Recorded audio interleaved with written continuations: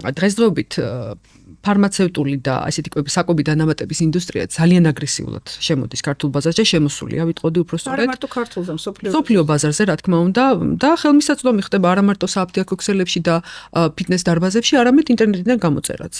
ვისაც მეტი ფული აქვს, მეტ პროპაგანდას აკეთებს, კი ბატონო. საზღვარგარეთ საერთოდ გასტრონომიულ სისტემაში. კი ბატონო, გასტრონომიულ სისტემაში ჩვენთაცაც არის რამდენიმე მithumetet ძვალსახსროვანი სისტემის ბიოაქტიური დანამატები და ადამიანები იწყებენ შეძენას და ზოგიერთ მათგანს აქ სისტემა ისე მოწყობილი, რომ არა მარტო საკვებ პროდუქტს ამატებ, არამედ სრულად ანაცვლებ.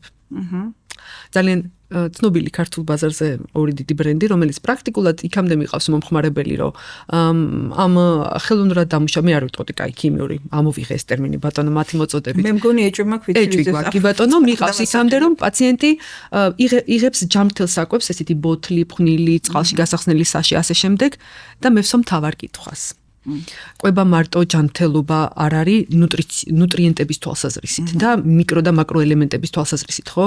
ყვება არის ჯანმრთელობა სიამოვნების თვალსაზრისით. აი, ზუსტად მანდ ვიყავი შეკითხვა რომ დაგისვით. დიახ. რაც დავსვი, ახლა თქვენ რასაც მე არ მეგონა რომ თქვენ სამკუთხით წახვიდოდით.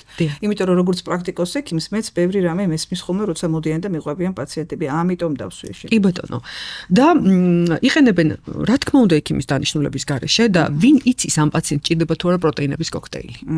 ვისა აქვს შესწავლილი მისი თირკმლის, ღვიძლის ფუნქციური მდგომარეობა და საერთოდ რის საფუძველზე მიიღო გადაწყვეტილება კომპანიამ, რომელმაც არც კი იცის ეს პაციენტი სად არის და როგორ არის, თუმცა ჯანსაღი მიკროორგანიზმები გაანდევნიან იმას და არ არის საჭირო დავნიშნოთ პრეპარატი, რომელმაც შეიძლება იქ ღვიძლი დაგვიზიანოს. არსებობს გონივრული თანაცხოვრების პრინციპი მიკროსამყაროში, რომელიც თვითონ ჩვენზე გაცილებით ჭკვიანად არეგულირებენ ამ სტატუსს, ამ წონასწორობას. ამიტომ ეს კანონებია შესასწავლი უფრო ღრმად და აქედან გამომდინარე იქნება მნიშვნელოვანი უკვე მერე ტაქტიკა.